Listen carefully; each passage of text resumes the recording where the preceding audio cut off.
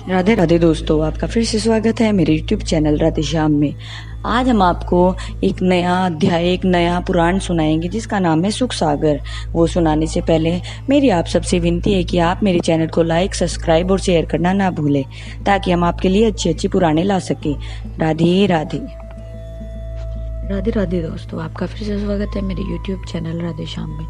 आज हम आपको आगे की कथा सुनाते हैं। इसके पश्चात जब दैत्यों ने देवताओं के समक्ष अपने आप को निर्बल पाया, तो उस समय उन्होंने अपनी असुरी माया से देव सेना पर पर्वत, अग्नि, रक्त और पीव की घनघोर वर्षा कर ऐसा अंधकार उत्पन्न कर दिया कि उस समय शत्रु और मित्र को पहचानना असंभव हो गया। हे राजन, इस आसुरी माया से दुखित देवों ने तुरंत ही प्रभु श्री हरि विष्णु जी से विनती की, परंतु तुरंत ही प्रभु श्री हरि विष्णु जी अपने गरुड़ पर सवार होकर सुदर्शन चक्र लेकर युद्ध स्थल पर आ गए। और युद्ध स्थल पर पहुंचते ही प्रभु श्री हरि विष्णु जी ने अपने सुदर्शन चक्र से तुरंत ही उस असुरी माया को नष्ट कर दिया, जैसे सूर्य अंधकार को नष्ट कर देता है। प्रभु श्री हरि विष्णु जी को अपने पास देखकर समस्त देवता खुश होकर उनकी स्तुति कर बोले, हे जगदीश्वर, हमारे दुखों को आपके अलावा और कौन दूर कर सकता है।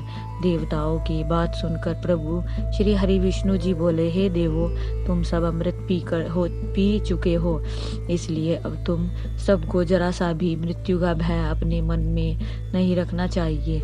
इसलिए तुम अब दैत्यों से निडर होकर युद्ध करो, तुम्हारी अवश्य ही विजय होगी।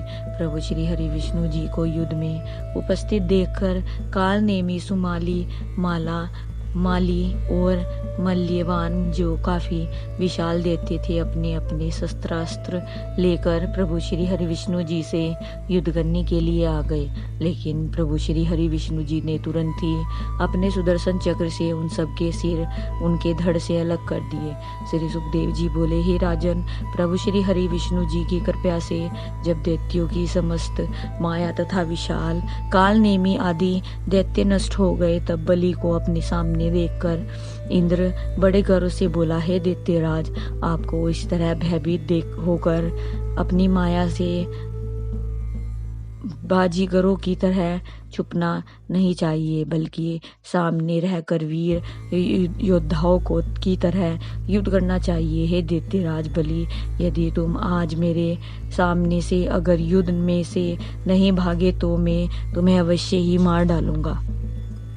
इंद्र की गर्व भरी बात सुनकर दैत्यराज बलि जोर से हंसकर बोला, हे इंद्र, जीवन मृत्यु, सुख दुख और जीत एवं हार, ये समस्त बातें प्रभु के हाथ में हैं। इसलिए मैं जीत और हार को इस समान समझ कर न तो खुश होता हूँ और न ही उदास होता हूँ। इंद्र, तुम्हें याद होगा कि कुछ समय पूर्व तुम अनाथों की तरह जैसे पृथ्वी पर दुखी होकर घूम रहे थे, उसी तरह तुम अब भी हमसे पराजित होकर फिर से भटकते रहोगे। और अगर यदि तुम जीत भी गए तो बराबर होगे। इसलिए तुम्हें अपने मुख से इस तरह गर्व की बातें नहीं करनी चाहिए, हे राजन। इसके पश्चात इंद्र को दैत्यराज बलि ने बाणों से व्याकुल कर दिया। तब इंद्र ने क्रोध में आकर अपने वज्र से प्रहार किया, जिससे दैत्यराज बलि अपने वायुयान सहित नीचे गिर गया। तब यक्ष नामक असुर ने क्रोध में आकर अपनी एक गदा से इंद्र पर जोरदार प्रहार किया। दूसरी गदा से गजराज ऐरावत पर बहुत तेज प्रहार किया, जिससे गजराज ऐरावत जमीन पर बैठ गया। फिर इंद्र ने अपने रथ पर सवार होकर अपने वज्र से यक्ष नामक असुर को मार डाला। तब नमुची, बलि और पाक नामक दैत्य क्रोध में दुर्वचन बोलते हुए इंद्र से युद्ध करने आ गए।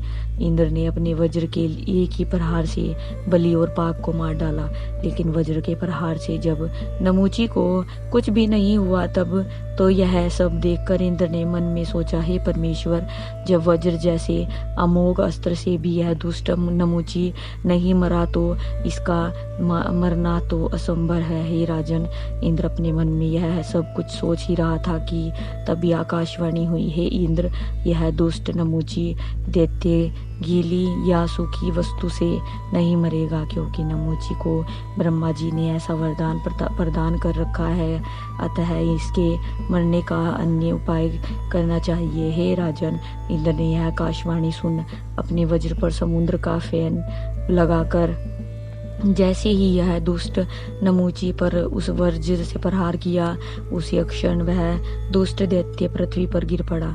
इस तरह देवताओं और दैत्यों के बीच घोर संग्राम देखकर ब्रह्मा जी ने नारद जी से कहा, हे नारद जी, आप जाकर देवताओं और दैत्यों को समझाकर इस युद्ध को समाप्त कराओ। ब्रह्मा जी की यह बात सुनकर नारद जी ने देवताओं को समझाकर उस घोर संग्राम का अंत करवा दिया। तब देवताओं ने विजयी होकर अपनी अपनी दुदुम्बी बजाई और परमेश्वर का गुणगान करते हुए उनकी कृपा से फिर से स्वर्ग पाकर खुश हो गए, तथा दैत्यों के गुरु शुक्राचार्य ने अपनी संजीवनी विद्या से मरे हुए दैत्यों को फिर से जीवित कर दैत्यराज बलि से कहा, है दैत्येंद्र, आपको धैर्य रखना चाहिए। गुरु शुक्राचार्य की बात सुनकर दैत्यराज बलि बोला, हे गुरुदेव, युद्ध में एक पक्ष की पराजय तो अवश्य ही होती है, इसलिए मुझे पराजित होने का जरा भी दुख नहीं है। श्री सुखदेव जी बोले, हे राजन, इसके बाद दैत्य गुरु शुक्राचार्य जी दैत्यराज बलि की प्रशंसा करते हुए उसके साथ उसकी राजधानी पाताल को चले गए। राजन, इस तरह देवता और दैत्यों के अमृत निकालने की यह कथा हमने आपको सुनाई। अब आप और कौन सी कथा सुनना चाहते हैं, बताइए। राजा परीक्षित श्री सुखदेव जी के मुख से इतनी कथा सुनकर बोले, हे प्रभु, अब आप मुझे भगवान के मोहिनी रूप का वर्णन सुनाइए। राजा परीक्षित की बात सुनकर श्री सुखदेव जी बोले, हे राजन, भगवान के उस मोहिनी रूप की शेष गणेश, शारद और शारदा भी वर्णन करने लगे तो भी पार नहीं पा सकते, क्योंकि भगवान के उस सुंदर मोहिनी रूप की सुंदरता को देखकर तो काम पर विजय पाने वाले प्रभु शंकर जी भी मोहित हो गए थे। यह सुनकर राजा परीक्षित बोले, हे प्रभु भगवान, आप मुझे भगवान जी के मोहित होने की कथा सुनाइए। राजा परीक्षित की बात सुनकर श्री सुखदेव जी बोले, राजन, यह कथा बहुत ध्यान से सुनो। आज की कथा में यही समाप्त करते हैं, आगे की कथा आपको कल सुनाएंगे, जिसमें हम श्री सुखदेव जी का महाराज परीक्षित को प्रभु के मोहिनी रूप की सुंदरता का वर्णन करना और शिव शंकर जी का उन पर मोहित होना के बारे में बताएंगे। राधे राधे राधे राधे राधे राधे। जय श्री कृष्ण। अगर आपको मेरी वीडियो अच्छी लगी तो बेल आइकन दबाना ना भूलें, ताकि आपको मेरे आने वाली वीडियोस का नोटिफिकेशन मिलता रहे। धन्यवाद। ओम नमः शिवाय।